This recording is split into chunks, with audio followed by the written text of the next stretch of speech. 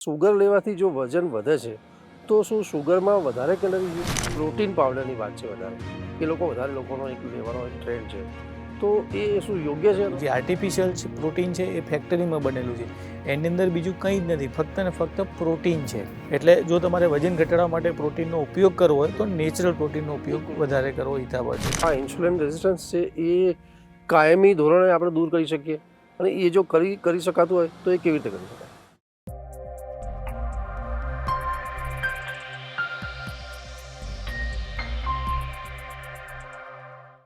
નમસ્કાર દર્શક મિત્રો, અલ્ટિમેટ વેઇટ લોસમાં મારી સાથે એક્સપર્ટ ડૉક્ટર ભાવેશભાઈ ઠક્કર અને હું અશોક મોદી આપનું સ્વાગત કરીએ છીએ અને આપ નિહાળી રહ્યા છો અમારા જીટીપીએલ ગુજરાતીની વિશેષ રજૂઆત કાર્યક્રમ અલ્ટિમેટ વેઇટ લોસમાં.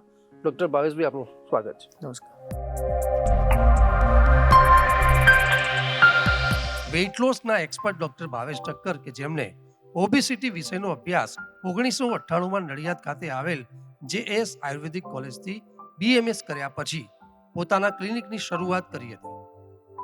પહેલા જ દિવસથી ડૉક્ટર ભાવેશ ઠક્કરે ઓબેસિટીની સારવારમાં 20,000 જેટલા પેશન્ટની સફળતાપૂર્વક સારવાર કરવાની સાથે સાથે વિશેષ ઓબેસિટીની સારવારમાં એક જ પેશન્ટનું 57 kg વજન ઘટાડવાની અસાધારણ સફળતા મેળવી છે.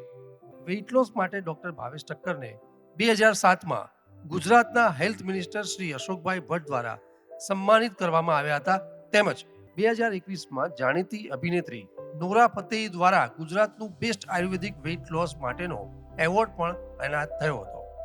આજે સ્લિમ એન્ડ સ્માઇલના પ્રસિદ્ધ થયેલા બેનર સાથે ડૉક્ટર ભાવેશ ઠક્કર અમદાવાદ ઉપરાંત મહેસાણા, આણંદ, નડિયાદ ખાતે ઓબેસિટીની સમસ્યામાં વજન ઘટાડવાની શ્રેષ્ઠ સારવાર આપી રહ્યા છે. ભાવેશભાઈ, ખૂબ જ ઝડપથી આપણે ગત એપિસોડમાં જે સવાલો આપણી દર્શક મિત્રોના મળ્યા હતા આપણે બહુ મોટી સંખ્યામાં, અને એમાં આપણે ઘણા બધા સવાલો લીધા હતા, પણ આજે હજી કેટલાક સવાલો બાકી હતા તો એ લેવાનો પ્રયત્ન કરીએ છીએ. કે પહેલો એક સવાલ છે કે સુગર લેવાથી જો વજન વધે છે તો શું સુગરમાં વધારે કેલરી છે? સુગરમાં વધારે કેલરી છે એ કહેવું યોગ્ય નથી, પણ સુગરના કારણે બોડીમાં એવા ફેરફારો થાય છે જે તમારું ભવિષ્યમાં વજન વધારી શકે છે. તો સુગરમાં વધારે પડતી જ્યારે સુગર લેવામાં આવે ત્યારે આપણે ઇન્સ્યુલિન હોર્મોન્સ એ વધારે પડતો ડિસ્ટર્બ થતો હોય છે, અને વારંવાર સુગર લેવાથી ઇન્સ્યુલિન રેઝિસ્ટન્સ ડેવલપ થતો હોય છે. ઇન્સ્યુલિન એ બોડી માટે ફેટ સ્ટોરિંગ હોર્મોન છે. જ્યારે ઇન્સ્યુલિનનું પ્રમાણ વધે ત્યારે બોડીમાં ફેટ સ્ટોર વધારે પ્રમાણમાં થાય છે, એટલે સુગરથી ડાયરેક્ટ ઇન્સ્યુલિન ઉપર ઇફેક્ટ આવે છે અને ઇન્સ્યુલિનનું સિક્રેશન વધે છે અને એનો રેઝિસ્ટન્સ થાય છે. બીજું કે સુગર જે છે એક પ્રકારનું એડિક્શન છે, એના કારણે તમારો ખોરાક વધી જતો હોય છે, અને ખોરાક વધે એટલે પણ ઇનડાયરેક્ટલી આપણું વજન વધતું હોય છે. અને સુગર ખાવાથી તમારી ભૂખ પણ વારંવાર લાગે છે, તમને વારંવાર કલાક 2 કલાકે કંઈક ને કંઈક ખાવા જોઈએ છે. આમ સુગર ઇનડાયરેક્ટલી વજન વધારી શકે છે. બિલકુલ. મહેશભાઈ, તમે ઇન્સ્યુલિન રેસિસ્ટન્સની વાત કરી, એના પણ સવાલો આપણી પાસે ઘણા છે, પણ આ જે સુગર જે લેવાની બાબત છે, તો આપણે જોયું હતું કે આજથી 30-40 વર્ષ પહેલાં પણ લોકો ખાતા હતા સુગર, આ બધું ઘણું બધું ખાતા હતા, ગળ્યું જ ખાતા હતા. પણ આજે જે સ્વીટ ખવાય છે સુગર, તો એનાથી કેમ વજન વધારે? તો પહેલાં કેવું હતું, આજથી 30-40 વર્ષ પહેલાં કે લોકો એ વખતે પણ મીઠાઈઓ ખાતા, અને જ્યારે મીઠાઈઓ ખાતા ત્યારે એનું પ્રમાણ પણ અત્યારે કરતાં ઘણું વધારે હતું. પણ 30-40 વર્ષ પહેલાં જે મીઠાઈઓ ખવાતી હતી એ ફક્ત ને ફક્ત કોઈ વાર તહેવાર અથવા કોઈ ફંક્શનમાં હતી. રોજ લોકો મીઠાઈઓ નહોતા ખાતા. અત્યારે મોટાભાગના ઘરોમાં રોજે કોઈને કોઈ પ્રકારે ખાંડનો ઉપયોગ વધતો જઈ રહ્યો છે. અત્યારે જે તમે ફાસ્ટ ફૂડ લો છો, પેકેટ ફૂડ લો છો, એ બધામાં કોઈને કોઈ પ્રકારે આર્ટિફિશિયલ સુગર આવે જ છે. એના કારણે આપણું વજન વધારે વધે છે. જે પહેલાં ખવાતી હતી એ ક્યારેક અને ઓકેઝનલ ખવાતી હતી. અત્યારે રોજ કંઈક ને કંઈક ઇનડાયરેક્ટલી તમારા ખોરાકમાં સુગરનું પ્રમાણ વધ્યું છે, જેના કારણે આપણું વજન વધારે વધે છે. બિલકુલ. ભાવેશભાઈ, જે લોકોને ફેટી લીવર છે, હવે એ લોકોને આ જે સ્વીટ આઇટમની જે એના સિવાય પણ એવી કઈ ખોરાકમાં કઈ વસ્તુ એવી જો બંધ કરવી જોઈએ જેનાથી ફેટી લીવરની જે સમસ્યા છે? અત્યારે ફેટી લીવર, પહેલાં કેવું હતું કે જે લોકો આલ્કોહોલ લેતા હતા એ લોકોમાં જ ફેટી લીવર જોવા મળતું હતું, પણ છેલ્લા 30-40 વર્ષથી જે લોકો આલ્કોહોલ નથી લેતા એ લોકોમાં પણ ફેટી લીવર વધતું મતલબ એનું પ્રમાણ વધારે જોવા મળે છે. તો ફેટી લીવર જે થવાનું કારણ છે એ મુખ્ય કારણ ઇન્સ્યુલિન રેઝિસ્ટન્સ છે. ઇન્સ્યુલિન રેઝિસ્ટન્સના કારણે જ લીવરમાં ફેટ જમા થાય છે અને ફેટી લીવર થતું હોય છે. તો જે લોકોને ફેટી લીવર છે એ લોકોએ ઇન્સ્યુલિન રેઝિસ્ટન્સ વધે એવો કોઈ પણ ખોરાક જો રેગ્યુલર લેવામાં આવે તો એમની તકલીફો વધે છે.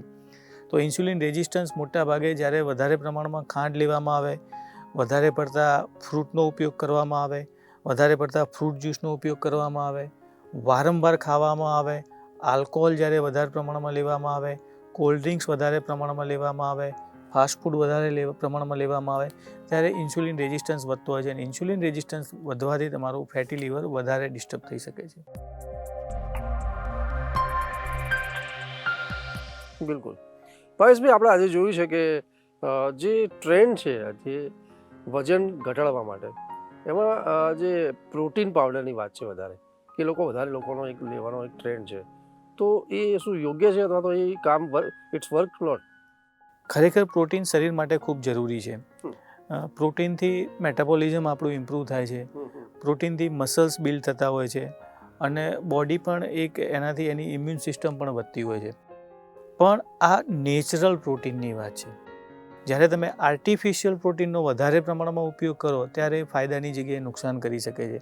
જે લોકોનું લીવર ફંક્શન વીક છે, જે લોકોનું શુગર ફંક્શન વીક છે, એ વ્યક્તિઓ જ્યારે આર્ટિફિશિયલ પ્રોટીન વધારે પ્રમાણમાં લે ત્યારે એ જે પ્રોટીન છે એ ગ્લુકોઝમાં કન્વર્ટ થતું હોય છે અને એમનું શુગરનું પ્રમાણ વધતું હોય છે, જેના કારણે એમનું ભવિષ્યમાં વજન વધારે વધી શકે છે, એમનો ડાયાબિટીસ વધારે ડિસ્ટર્બ થઈ શકે છે.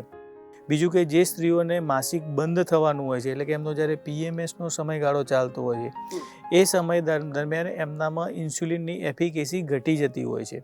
હવે એની ઇન્સ્યુલિનની એફિકેસી ઘટી ગઈ હોય અને એ વખતે જ્યારે પ્રોટીન પાવડરનો ઉપયોગ કરે ત્યારે જે પ્રોટીન છે એ ગ્લુકોઝમાં કન્વર્ટ થઈ અને ઇન્સ્યુલિન રેઝિસ્ટન્સ ડેવલપ થઈ અને એમનું વજન વધતું હોય છે.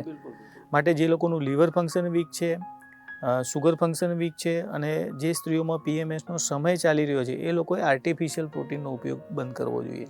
જો ખરેખર તમારે વજન ઘટાડવા માટે પ્રોટીન લેવું હોય તો નેચરલ પ્રોટીન લો. નેચરલ પ્રોટીનમાં કેવું છે કે બોડીને જેટલી જરૂર હશે એટલું જ પ્રોટીન એબ્સોર્બ થશે અને નેચરલ પ્રોટીનમાં પ્રોટીનની સાથે કાર્બોહાઈડ્રેટ હોય છે, ફેટ પણ હોય છે અને કેટલાક મિનરલ્સ પણ હોય છે. એટલે શરીરને નુકસાન નથી કરતું. જે આર્ટિફિશિયલ પ્રોટીન છે એ ફેક્ટરીમાં બનેલું છે, એની અંદર બીજું કંઈ જ નથી, ફક્ત ને ફક્ત પ્રોટીન છે. એટલે જો તમારે વજન ઘટાડવા માટે પ્રોટીનનો ઉપયોગ કરવો હોય તો નેચરલ પ્રોટીનનો ઉપયોગ વધારે કરવો હિતાવહ છે.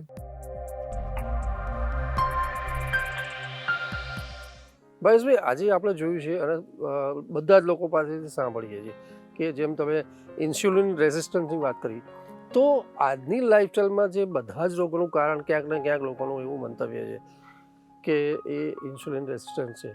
તો એ કેવી રીતે જાણી શકાય એક તો, અને આ ઇન્સ્યુલિન રેઝિસ્ટન્સ શું છે એની વાત કરીએ તો બહુ સારો સવાલ છે.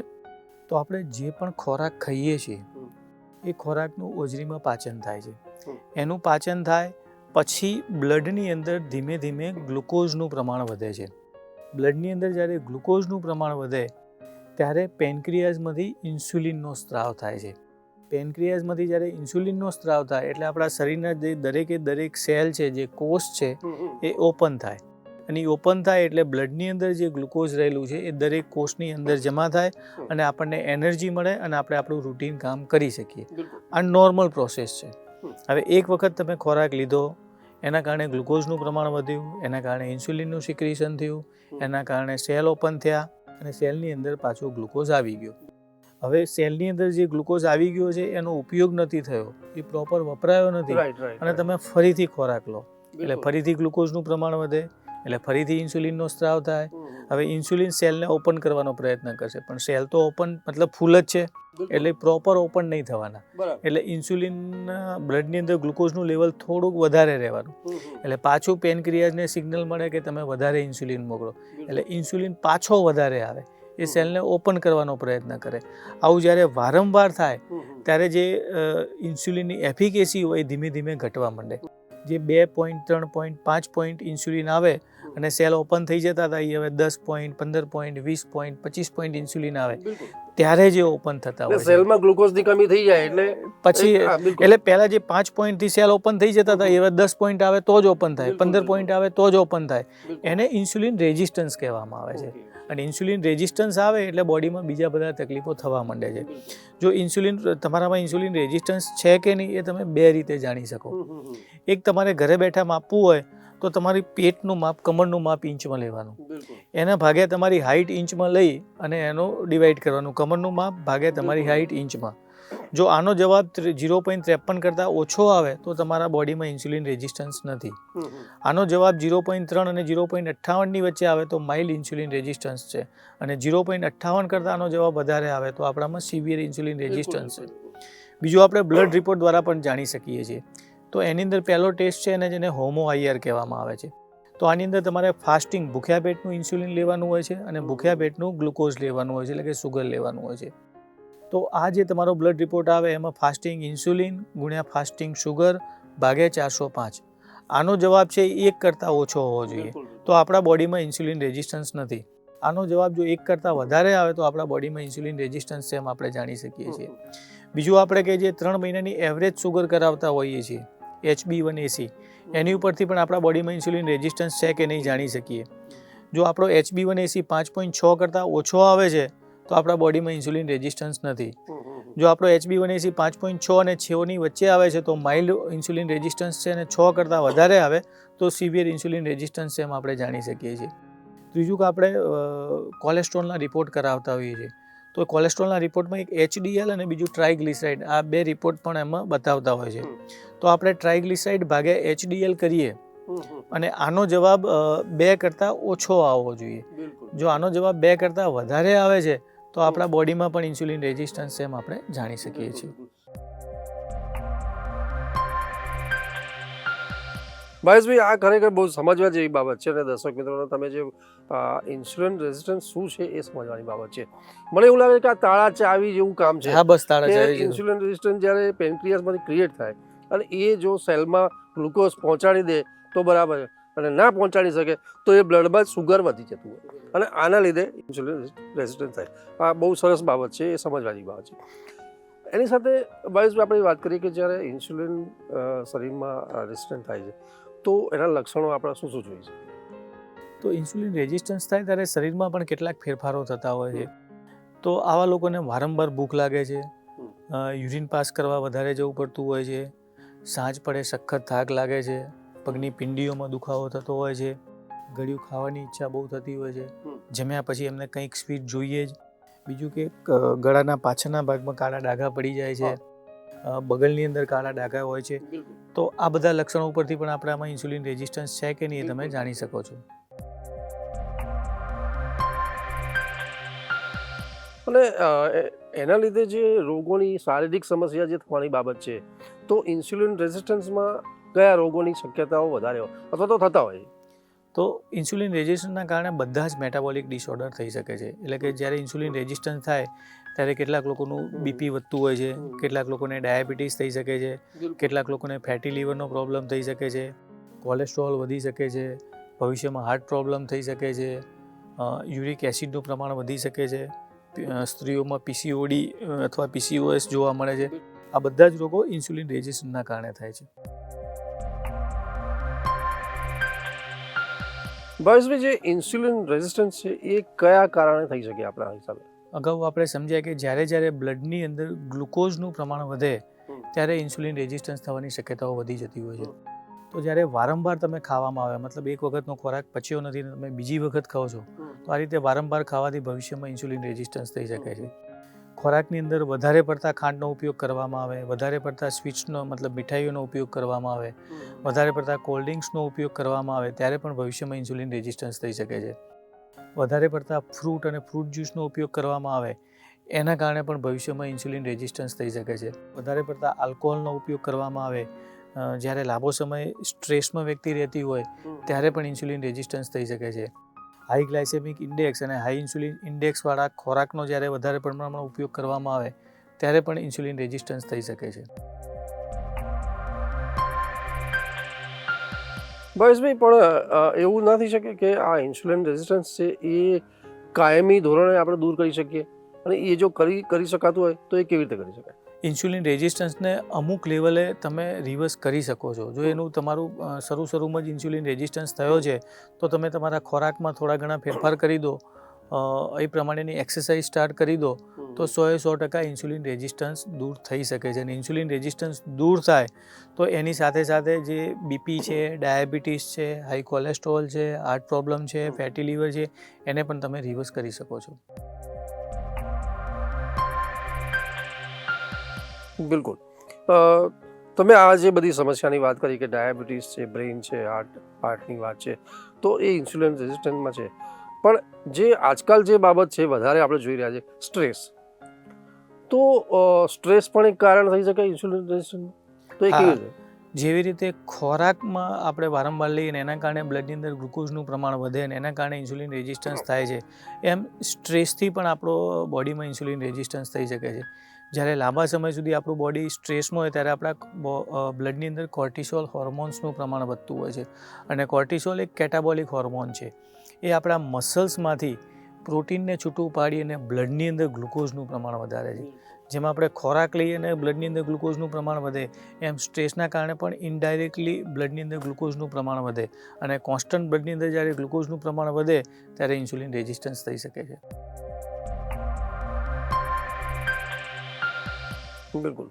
ભાઈ, ઇન્સ્યુલિન રેઝિસ્ટન્સમાં જે ડાયાબિટીસ અને એનું એક વેઇટ વધારે છે, વજન, આ બંનેનો સંબંધ એમાં શું છે? ડાયાબિટીસ થવાનું કારણ, વજન વધવાનું કારણ, બેયનું કારણ ઇન્સ્યુલિન રેઝિસ્ટન્સ જ છે. જ્યારે તમે વારંવાર ખોરાક લો, કોઈ પણ કારણોસર ઇન્સ્યુલિન રેઝિસ્ટન્સ થાય એટલે ઇન્સ્યુલિન રેઝિસ્ટન્સ થવાથી ભવિષ્યમાં બ્લડની અંદર ગ્લુકોઝનું પ્રમાણ સતત વધતું રહે છે. જે બોડી એને પ્રોપરલી બેલેન્સ કરવું જોઈએ બેલેન્સ નથી કરતું, જેથી ભવિષ્યમાં ડાયાબિટીસ થઈ શકે છે. અને ઇન્સ્યુલિન રેઝિસ્ટન્સના કારણે પણ વજન જ વધે છે. ઇન્સ્યુલિન રેઝિસ્ટન્સ એટલે બ્લડની અંદર ઇન્સ્યુલિનનું પ્રમાણ વધારે આવવા માંડે છે. બ્લડની અંદર જ્યારે ઇન્સ્યુલિનનું પ્રમાણ વધે ત્યારે ઇન્સ્યુલિન ફેટ સ્ટોરિંગ હોર્મોન છે. એટલે તમારી જે વધારાની કેલરી છે, વધારાની એનર્જી છે, એ ડાયરેક્ટ ફેટમાં કન્વર્ટ થવા માંડે છે. અને ઇન્સ્યુલિન રેઝિસ્ટન્સ હોય ત્યારે તમારું મેટાબોલિઝમ સ્લો પડી જાય છે. એટલે ઇનડાયરેક્ટલી આપણું વજન વધતું હોય છે. આમ વધારે વજન અને ડાયાબિટીસ એ બંને માટે ઇન્સ્યુલિન રેઝિસ્ટન્સ જ જવાબદાર છે. અને એના કારણે જ થતું હોય છે બંને વસ્તુ. બિલકુલ. મહેશભાઈ, અત્યાર સુધીની ચર્ચામાં મને એવું લાગ્યું કે જે આહાર છે એ બહુ મોટી બાબત છે ઇન્સ્યુલિન રેઝિસ્ટન્સમાં.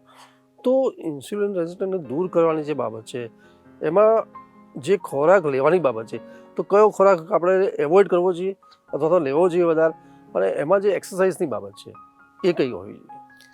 તો જો તમારામાં ઇન્સ્યુલિન રેઝિસ્ટન્સ છે તો આ 3 વસ્તુઓ તમારે સમજવી જરૂરી છે. પહેલું કે તમારે કયો ખોરાક બંધ કરવો જોઈએ. તો ઇન્સ્યુલિન રેઝિસ્ટન્સની અંદર તમારે વારંવાર ના ખાવું જોઈએ. કોલ્ડ ડ્રિંક્સનો ઉપયોગ બને એટલો ઓછો કરવો જોઈએ. ખાંડનો બને એટલો ઉપયોગ ઓછો કરવો જોઈએ. મીઠાઈઓ ઓછી ખાવી જોઈએ. રાત્રે ઉજાગરા ના કરવા. Fast food, packet food, fruit juice અને આલ્કોહોલ, આટલી વસ્તુઓ બિલકુલ બંધ કરી દેવી જરૂરી છે. બીજું કે જ્યારે તમારામાં ઇન્સ્યુલિન રેઝિસ્ટન્સ છે તો તમે તમારા ખોરાકની અંદર હાઈ પ્રોટીન, મીડિયમ ફેટ અને લો કાર્બોહાઈડ્રેટ એ રીતનો ડાયટ સેટ કરવો જરૂરી છે. મતલબ તમારે રૂટીન ખોરાકમાં બદામ, અખરોટ, પિસ્તા, ચણા એ વધારે પ્રમાણમાં લેવું જોઈએ. અને દિવસમાં શક્ય હોય ત્યાં સુધી એક વખત જ ખાઓ, વારંવાર ના ખાઓ. બાકીના ટાઈમમાં તમે બદામ, અખરોટ, પિસ્તા કે ચણા લઈ લો અને દિવસનું એક જ મીલ લઈ લો. તમારી ઊંઘ પ્રોપર થાય એ રીતે કરો. જો તમારામાં ઇન્સ્યુલિન રેઝિસ્ટન્સ છે તો જમ્યા પહેલાં 1 ચમચી ઈસબગુલ લેવામાં આવે તો પણ એનાથી ભવિષ્યમાં ધીમે ધીમે ફાયદો થાય છે. જમ્યા પછી 1 ચમચી તલ અથવા અળસી કાયમી લેવામાં આવે તો એના કારણે પણ ઇન્સ્યુલિન રેઝિસ્ટન્સ દૂર થઈ જતો હોય છે. અને સૂતા પહેલાં એપલ સાઇડર વિનેગર 1 ચમચી, 1 ગ્લાસ પાણીમાં 1 ચમચી હલાવી અને પીવામાં આવે તો પણ ધીમે ધીમે તમારો ઇન્સ્યુલિન રેઝિસ્ટન્સ દૂર થઈ જતો હોય છે. ત્રીજી વસ્તુ રહી એક્સરસાઇઝની. તો જ્યારે ઇન્સ્યુલિન રેઝિસ્ટન્સ છે ત્યારે તમારે કોઈ પણ એન્ટી ગ્રેવિટી એક્સરસાઇઝ કરવામાં આવે ત્યારે એની અંદર ફાયદો થતો હોય છે. તો એની અંદર તમે પગથિયા ચડ ઉતર કરો, એકની એક જગ્યાએ દોડો, દોરડા કૂદો, આવી કોઈ એક્સરસાઇઝ કરવી જોઈએ. અને જમ્યાના અડધો કલાક પછી 25 થી 30 મિનિટ વોક કરવું જોઈએ. જો આ રેગ્યુલર કરવામાં આવે તો ધીમે ધીમે ઇન્સ્યુલિન રેઝિસ્ટન્સ આપણો ઓછો થતો જાય છે. બિલકુલ. ભાવેશભાઈ, જે બધા જ વેજીટેબલ, બધા જ ફ્રૂટ્સ અથવા તો હોલ બધા જ ગ્રેન્સ એ બધા લઈ શકાય? ફ્રૂટ્સ બિલકુલ નહીં લેવાના. હા, ગ્રેન્સ બને ત્યાં સુધી ઓછા લેવાના. સલાડ મતલબ ગ્રીન સબ્જી બધી જ લઈ શકાય, બધા જ કઠોળ લઈ શકાય, ડ્રાયફ્રૂટ અમુક પ્રમાણમાં લઈ શકાય, પણ ફ્રૂટ બને એટલા ઓછા લેવા જોઈએ. ભાવેશભાઈ, જે ઇન્સ્યુલિન રેઝિસ્ટન્સમાં જે આપણે જે મેઇન જે વાત કરીએ ડિસીઝમાં, તો હાઈ કોલેસ્ટ્રોલ અને હાર્ટ ડિસીઝ જે હાર્ટ એટેકની વાત છે, એને કોઈ લેવા દેવા છે? 100% છે. ઇન્સ્યુલિન રેઝિસ્ટન્સ છે, જ્યારે બોડીમાં ઇન્સ્યુલિન રેઝિસ્ટન્સ વધે છે ત્યારે બોડીની અંદરની બાજુ ઇન્ફ્લામેશન એટલે કે સોજા વધે છે. બોડીની અંદર જ્યારે ઇન્ફ્લામેશન વધે ત્યારે ઇનડાયરેક્ટલી આપણા બોડીમાં કોલેસ્ટ્રોલનું પ્રમાણ વધતું હોય છે. કોલેસ્ટ્રોલ આપણા બોડીની અંદર જે ઇન્ફ્લામેશન થયું છે એને રિપેર કરે છે. એટલે જેટલું ઇન્ફ્લામેશન વધારે એટલા સોજા વધારે, અને બોડીમાં સોજા વધારે છે મતલબ ભવિષ્યમાં ગમે ત્યારે એટેક આવવાની શક્યતાઓ વધી જતી હોય છે.